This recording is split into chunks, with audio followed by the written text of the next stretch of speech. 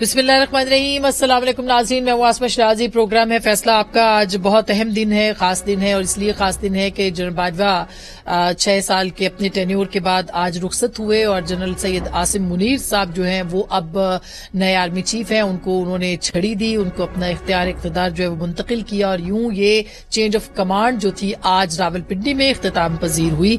अब आसिम मुनीर साहब का, जनरल आसिम मुनीर का दौर होगा, वो कैसा होगा, वो एक उसके ऊपर अलग प्रोग्राम करेंगे। लेकिन अब तक जो बहुत सारे वाकयात हुए हैं गुज़िश्ता 6 बरसों के अंदर, कुछ कामयाबियां और नाकामियां भी हैं, लेकिन जो सबसे अहम बात है वो पिछले 4 साल का जो दौर था इमरान खान साहब का, जिसे हाइब्रिड रिजीम कहा जाता था, जिसे एक सफे की हुकूमत कहा जाता था, वो मंसूब किया जाता है जनरल बाजवा के साथ कि उन्होंने उस पर अमल दरामद करवाया। इससे पहले ये हाइब्रिड रिजीम जहां भी जिस तरह भी तख्लीक किया इदारे ने, लेकिन उसको इख्तिताम पजीर जो है वो जनरल बाजवा ने किया, और इसको अमली जामा जो है वो भी उन्होंने पहनाया। ये आपको सुनवाते हैं कि आज हमने देखा कि तहरीक इंसाफ की तरफ से शदीद तनकीद की जा रही है।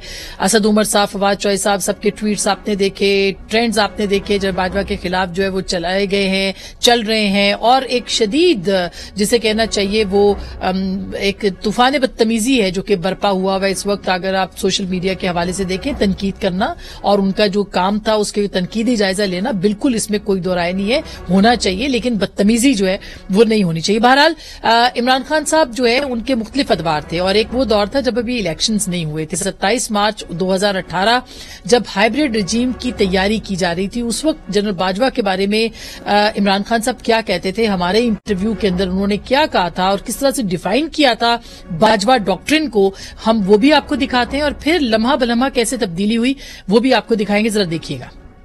मेरे ख्याल में बाजवा डॉक्ट्रिन ये कह रही है कि अगर आप मुल्क के सुप्रीम कोर्ट को अटैक कर रहे हैं, और ये फौज को भी दबी दबी अटैक करते हैं, गजक जही है, दूसरा फजल रहमान है, वो भी स्टेटमेंट देता रहता है। अब इनकी सारी कोशिश ये है कि प्रेशर डाले, ये भी एक एनआरओ चाहते हैं। बाजवा डॉक्ट्रिन जहां तक मुझे समझ आई है वो ये कहते हैं कि हम सुप्रीम कोर्ट के साथ खड़े हैं, पाकिस्तान की जमहूरियत के साथ खड़े हैं। और उसके बाद ये हाइब्रिड रजीम वजूद में आया, और इमरान खान साहब जो हैं वो किस तरह से जनरल बाजवा की तारीफें करते थे, पाकिस्तान की फॉरेन पॉलिसी, पाकिस्तान के माली मुआशी मामलात और जितने भी अंदरूनी मामलात थे, उन सब में जनरल बाजवा इमरान खान साहब के लिए सब कुछ थे, एक सफे की हुकूमत थी, सब अच्छा था। उस वक्त इमरान खान साहब क्या कहते थे, जरा वो भी सुनिए।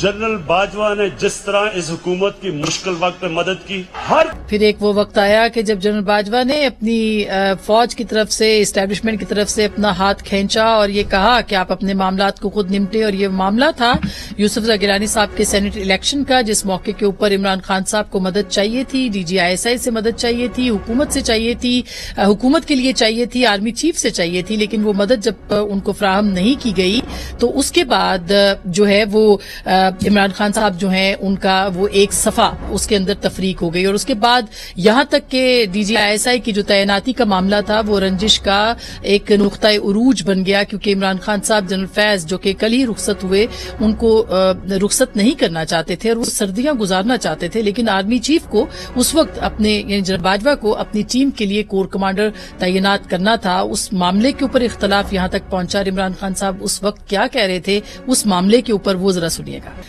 सर्दियां गुजारने की फरमाइश थी जो कि पूरी ना हो सकी, और उसके बाद एक पूरे इदारे के अंदर जो है वो एक इस्तराब इस मामले के ऊपर था, क्योंकि जाहिर है कि ये रिजीम लाने वाले जनरल बाजवा और उनकी टीम थी, इसलिए इस बात के ऊपर एहसास भी मौजूद था। कैथारसिस का वक्त शुरू हुआ और ये एहसास शुरू हुआ कि पाकिस्तान की मईशत जो है वो कहां पे खड़ी है, और यही वो मौका था जब इदारे ने खुद को अलग किया, फौज ने सियासत से खुद को अलग किया, एस्टैब्लिशमेंट ने सियासत से खुद को अलग किया।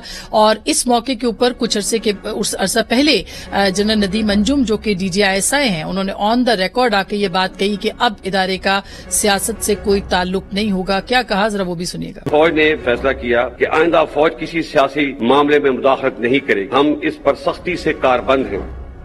इससे कबल फौज को न्यूट्रल होने के ताने भी दिए गए और जानवर भी कहा गया। मीर जाफर, मीर सादिक की बातें भी सुनाई गई।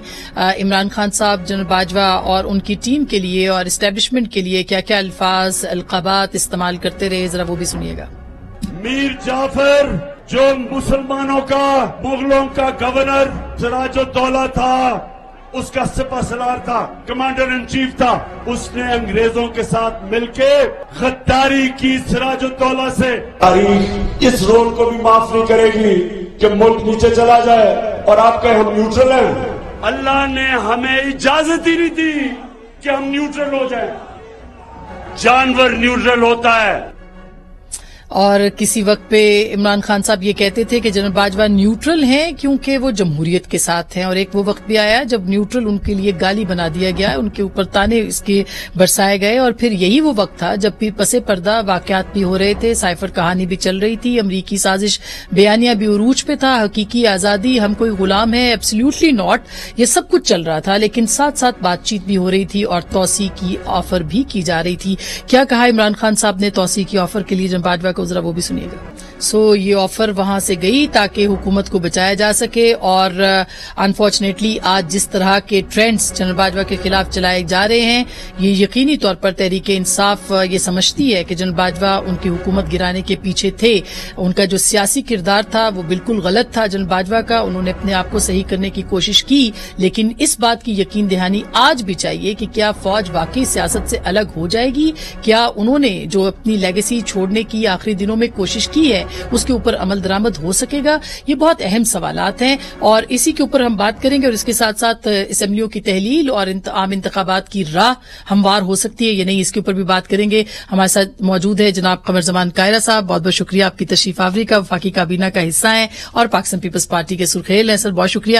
ہمارے ساتھ جناب اطہر کاظمی, کسی تعارف کے محتاج نہیں ہے, معروف صحافی اور تجزیہ کار. ہمارے ساتھ جناب منیب فاروق صاحب جو کہ آئینی اور قانونی ماہر بھی ہیں, صحافی بھی ہیں اور اپنا پروگرام بھی جیو نیوز پہ کرتے ہیں. بہت بہت شکریہ منیب آپ کی آمد کا بھی.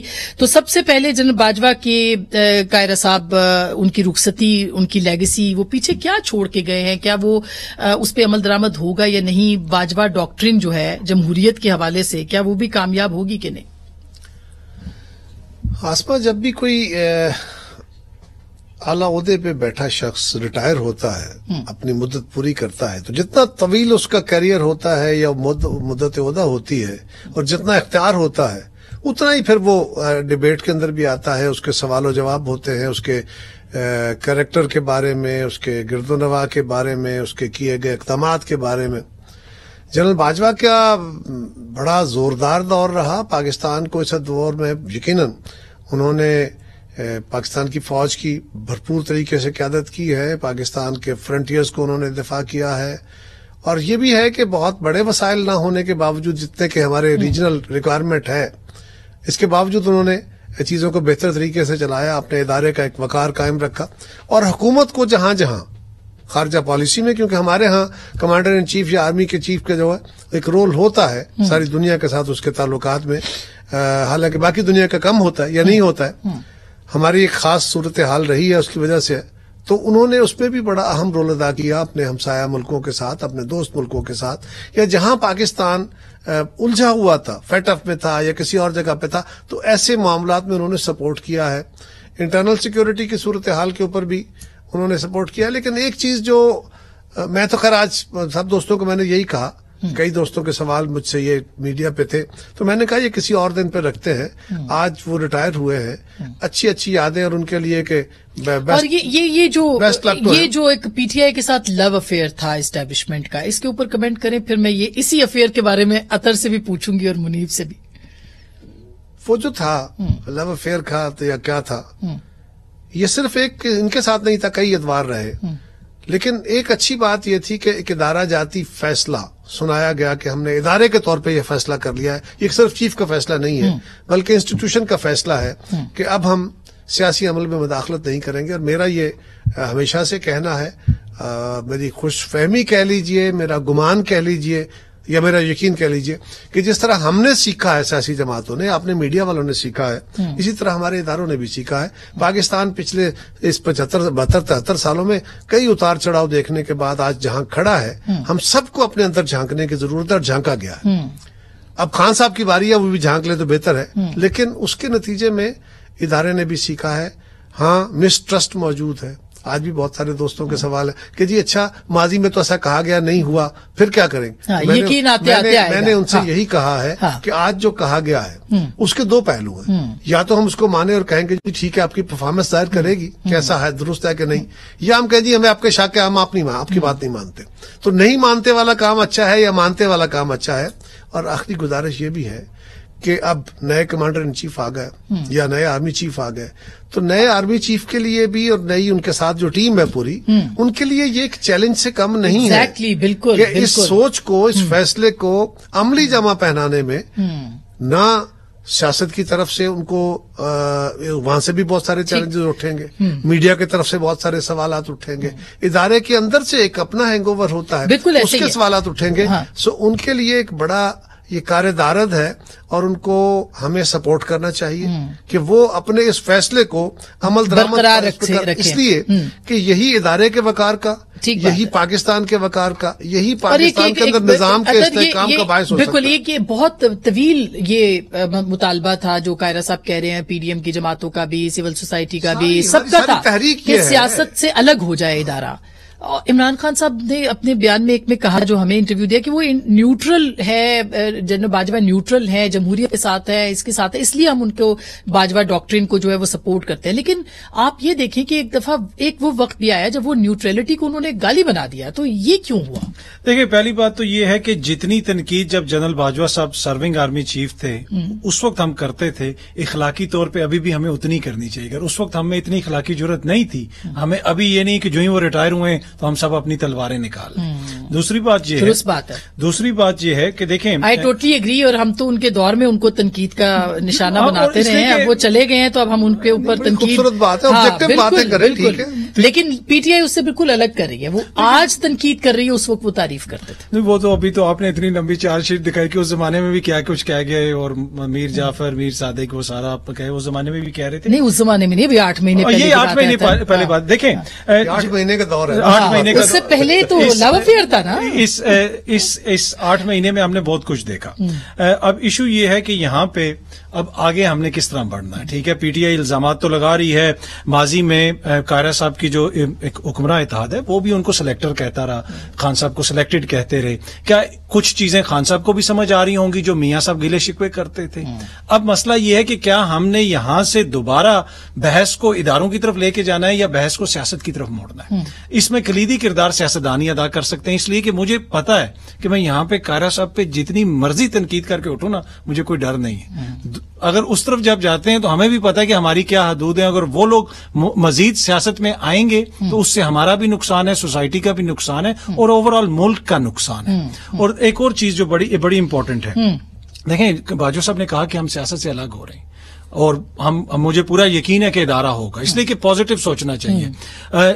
وہ کس حد تک الگ ہوں گے آنے والے دنوں میں پتہ چلے گا. لیکن جو اسٹیبلشمنٹ کا جس قسم کا کردار ہماری سیاست میں ہے نا, جو حالیہ برسوں میں ہماری آنکھیں کھلی ہیں نا, وہ ماضی میں کبھی نہیں کھلی. اس لیے کہ ماضی میں یہ ہوتا تھا کہ آپ کے ہاں فوجی حکمراں آ جاتے تھے, ان کا ایک کردار ہوتا تھا. اب ایک طرح سے سولین ادوار چل رہے ہیں, یہ ہائبرڈ رجیم تھا, پچھلا 4 سالہ جو تجربہ تھا یہ ایک ہائبرڈ رجیم. اس سے پہلے بھی کوئی جو ہے نا, اس سے پہلے بھی یہی کچھ, اس سے پہلے بھی دودھ اور شہد کی نہریں, اور ابھی بھی جو نظام ہے, ابھی بھی جو قاہرہ صاحب کی حکومت ہے, محترم فارن منسٹر صاحب نے کھڑے ہو کے کہا کہ علی وزیر کو چھڑوانا ہے تو کہیں اور جا کے کرو. انہوں نے خود کہہ دیا نا, انڈرمائن کر دیا ڈیموکریسی کو. وہاں پہ وزیر قانون بھی بیٹھے ہوئے تھے, تو ابھی بھی یہی ہے. ابھی بھی آپ کسی سے وزیر قانون کو جانا بھی پڑا.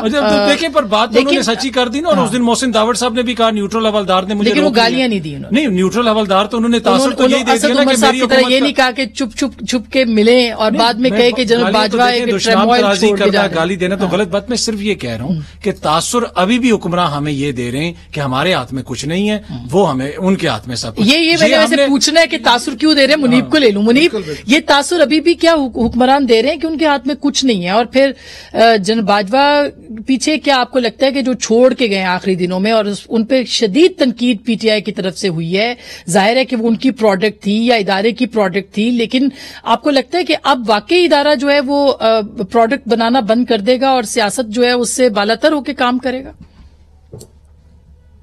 بہت شکریہ آپ کا. دیکھیے سب سے پہلے تو مجھے خوشی ہے جو ابھی عبدالقادر کاظمی صاحب نے کہا ہے کہ اتنی تنقید ہونی چاہیے تھی جتنی ضرورت ہم ان کے جب وہ اقتدار میں تھے, یعنی ان کے پاس وہ منصب تھا, اتنی تنقید اس وقت کی جاتی تھی. تو یہ بڑے ظرف کی بات, اچھی بات ہے اگر اطہر کاظمی صاحب کہہ رہے ہیں، اور میں سمجھتا ہوں اور بھی لوگوں کو اس بات کے اوپر سوچنا سمجھنا چاہیے، کیونکہ میں ایک دیہاتی آدمی ہوں، تو لہٰذا میں اس لیے ضرور کہتا ہوں کہ اگر آپ نے، وہ کہتے ہیں نا کہ اگر پنڈ کے چودھری کو للکارنا ہو تو جب وہ گج وج کے آئے اور اپنی طاقت پر ہو، عروج پر ہو، تو اس وقت للکاریں، تب پتہ چلے گا کہ آپ میں کتنی طاقت ہے اور آپ میں کتنی اخلاقی جرأت ہے۔ جب کوئی شخص اپنا منصب چھوڑ گیا، آج آپ سارے ٹائیگر بنے ہوئے ہیں، کوئی ٹویٹر کے اوپر، کوئی تقریروں میں، یہ سارے جنرل باجوہ کے پاؤں کے نیچے ہاتھ رکھتے تھے، انہی کے مرہون منت یہ الیکشن جیتے، یہی جنرل باجوہ سے جھاڑیں کھاتے تھے۔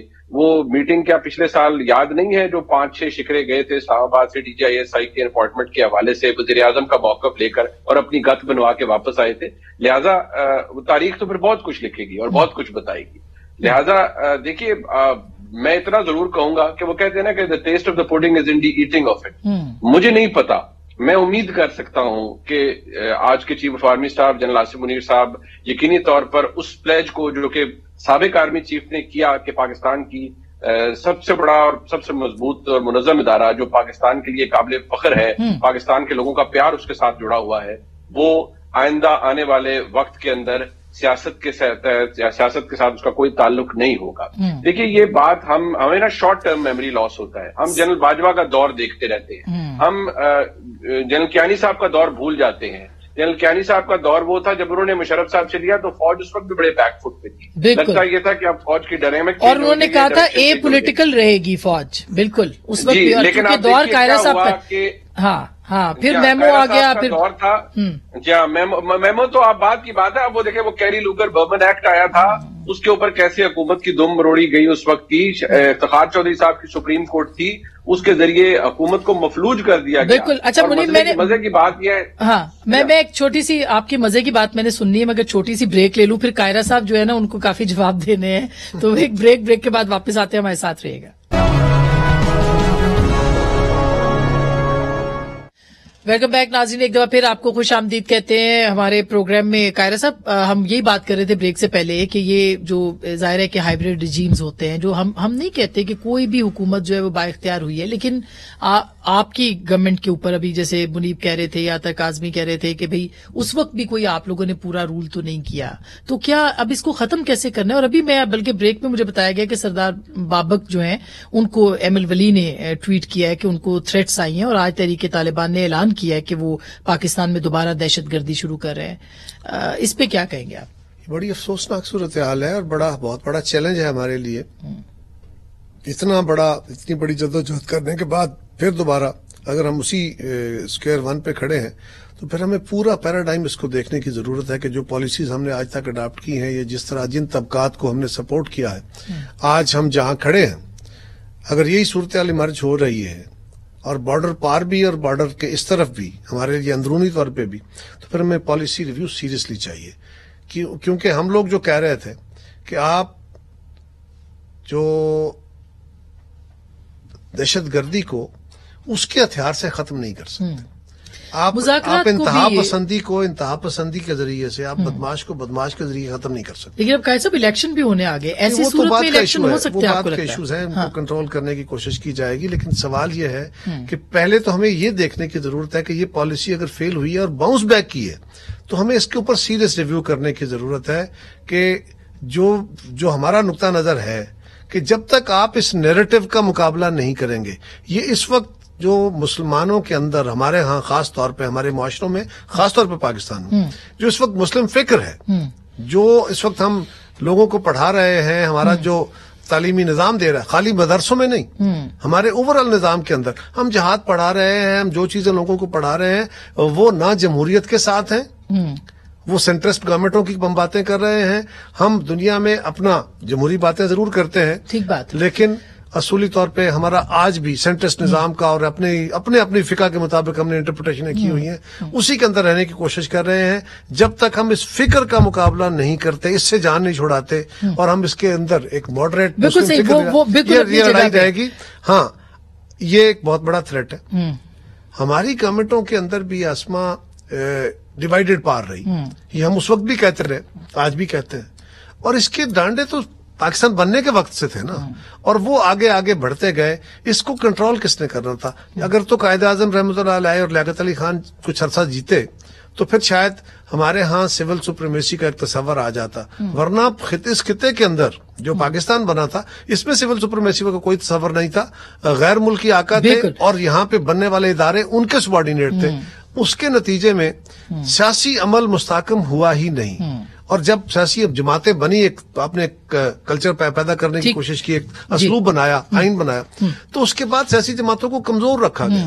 یہ جماعتیں اس طرح نہیں ہوتی, یا جمہوری عمل اس طرح نہیں ہوتا. بلکہ پہلی حکومتی تحریک انصاف کی جس کو پوری سپورٹ تھی, جو ایک صفحے کی 1 پیج گورنمنٹ پہلے بھی شاید کسی کو ہوگی, بٹ یہ سوال تو ایک اور ہے نا, ان کو سپورٹ کس طرح آئی اس کے. لیکن یہ انٹرونشن کا عمل ہے جو بڑھتا چلا جا رہا ہے. پھر ڈائریکٹلی ٹیک اوور ہو گیا, پھر وہاں سے بھٹو صاحب کی گورنمنٹ ایک ایسی آئی تھی جو کہ اس وقت ملک ٹوٹ گیا تھا, حالات بڑے خراب تھے.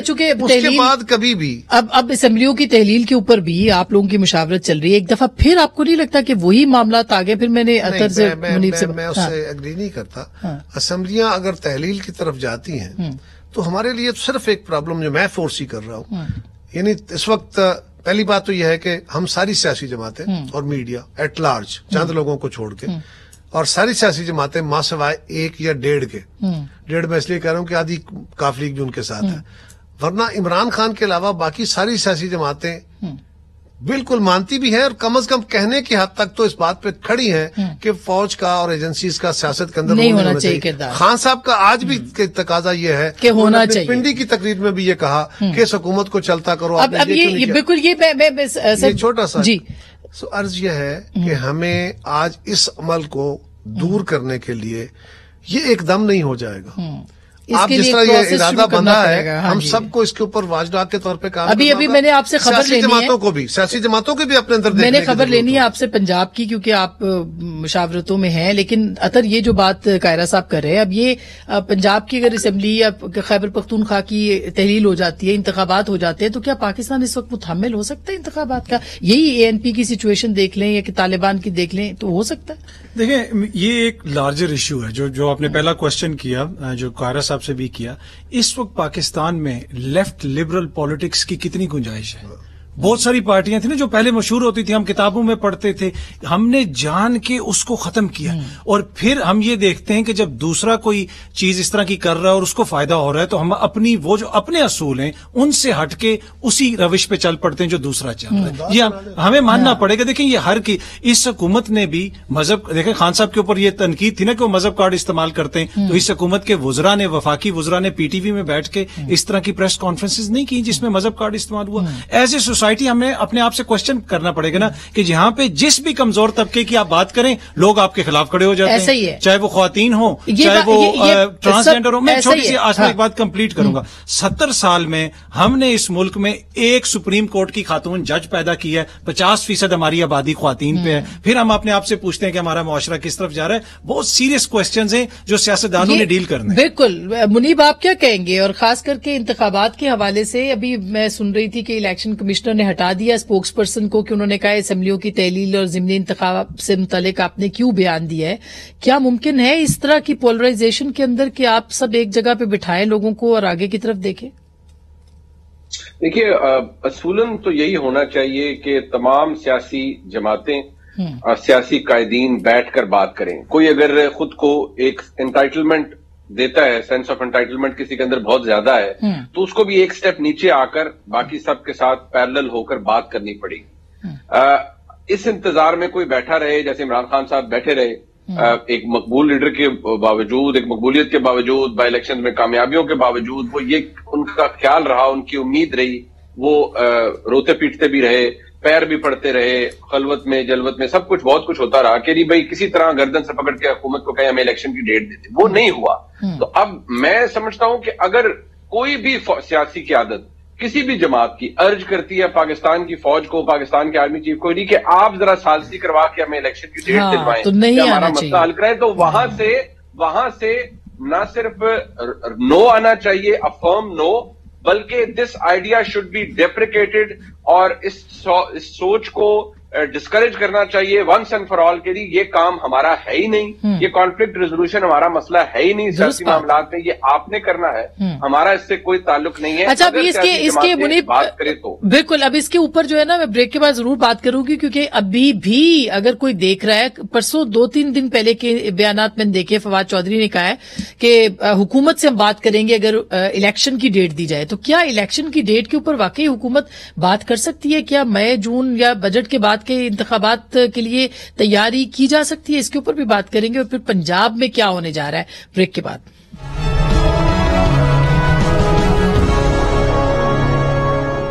ویلکم بیک ناظرین, ایک دفعہ پھر آپ کو خوش آمدید کہتے ہیں. منیب, پنجاب کی کیا صورتحال ہے؟ وہاں پہ یہ بحث چل رہی ہے کہ عدم اعتماد نہیں آ سکتی, وہ کہتے ہیں اعتماد کا ووٹ لے سکتے ہیں. کیا ہو سکتا ہے, آپشن کیا ہے اس وقت اتحادیوں کے پاس وہاں بچانے کے لیے اسمبلی کو؟ دیکھیے, ایک جو کل بات بہت ہو رہی تھی, ویسے تو غلط العام ہے, ایک تو مسئلہ یہ ہے کہ گورنر رول کا تو کوئی ایسا کانسیپٹ ہے نہیں. ہاں, ایمرجنسی پروویژن ہے آرٹیکل 232 کی, لیکن وہ ایگزیکیوٹ کرنا بڑا مشکل کام ہے. It's hard nut to crack, وہ اتنا آسان نہیں ہے. ہاں, تحریک عدم اعتماد لائی جا سکتی ہے. اب کیونکہ ایک ابہام موجود رہا کہ جب وزیر اعلیٰ پنجاب کا الیکشن ہوا پنجاب اسمبلی میں, وہ سیشن پروگ نہیں ہوا اور بڑا عرصے تک چلتا رہا. ہاں, اس کے اندر ایک ریسٹرکشن تھی, کیونکہ وہ پرپز ہی یہ ہوتا ہے کہ اس میں وزارت اعلیٰ کا انتخاب ہوتا ہے, تو اس کے اندر تو کچھ اور ہو نہیں سکتا.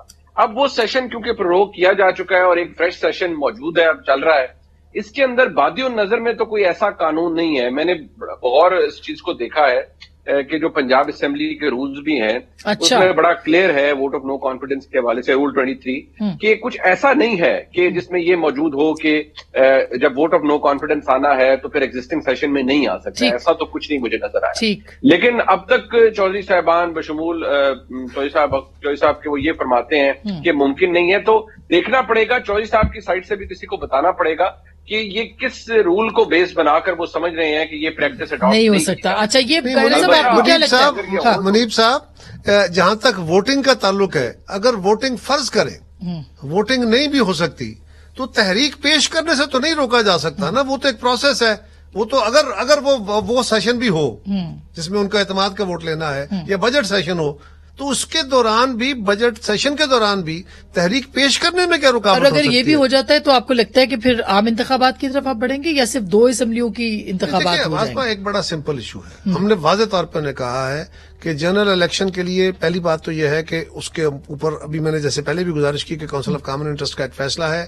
ابھی جو مردم شماری کا عمل تھا یہ دسمبر میں ختم ہونا تھا, وہ بیکاز آف فلڈز وہ 2-3 مہینے کے لیے آگے ہوا ہے. ٹھیک بات ہے. اور یہ ایک لیگل ہچ ہے بہت بڑی. دوسرا, ہمارے 3 کروڑ کے قریب لوگ ابھی تک وہ ہیں جن کے ابھی گھر آباد نہیں ہوئے, جو پوری طرح سیٹل نہیں ہوئے, اور وہ بےچارے اس سردی کے موسم میں وہ اپنی امداد کے طلب کر رہے ہیں. وہ ہمیں بھی توقع کر رہے ہیں, آپ بھی ہمیں کہہ رہے ہیں, اور کرنا چاہیے. ہم گورنمنٹ اس کوشش میں ہے کہ ہم ان کو سہولتیں فراہم کر سکیں. انٹرنیشنلی بھی ہم چیزیں مانگ رہے ہیں. اب اس صورتحال میں آپ ان کی خیر لینے تو نہیں گئے. اچھا, آپ نے 19 ارب یا 9 ارب یا کتنے ارب اکٹھے کیے, وہ تو آپ ان میں بانٹنے نہیں گئے, اور آپ ان سے ووٹ لینے جائیں گے.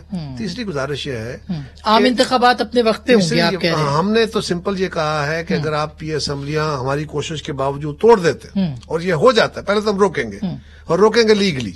اگر ہو جاتا ہے تو پھر ہمارے ملک میں نا صرف ایک پرابلم ہے کہ ہمارے ہاں کبھی یہ ایکسرسائز ہوئی نہیں. پہلے الیکشن یہ جمہوری ملکوں میں پارلیمانی نظام جہاں ہے, ہندوستان کے اندر وہاں تو 1.5 مہینہ چلتا ہے الیکشن. 1.5 مہینہ الیکشن چلنا ایک اور بات ہے. جہاں سینٹرل گورنمنٹ کا الیکشن ہوتا ہے, لوک سبھا کا, اس کے ساتھ کچھ صوبوں کا الیکشن ہوتا ہے, باقی صوبوں کا الیکشن اپنے شیڈول کے. تو یہ پریکٹس ہو سکتی ہے. تو یہ پریکٹس عین جمہوری ہے, عین آئینی اور قانونی ہے.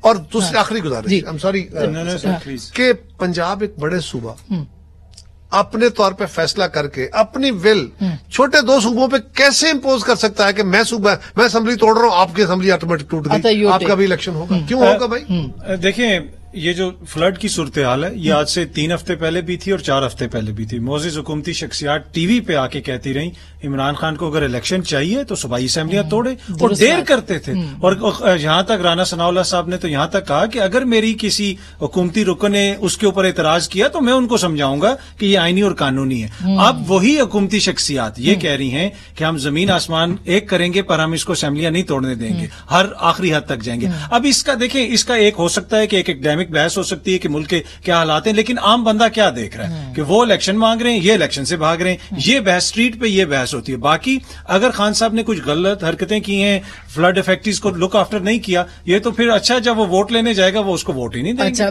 نہیں، اس پہ چھوٹی سی گزارش کرتا چلوں، جہاں تک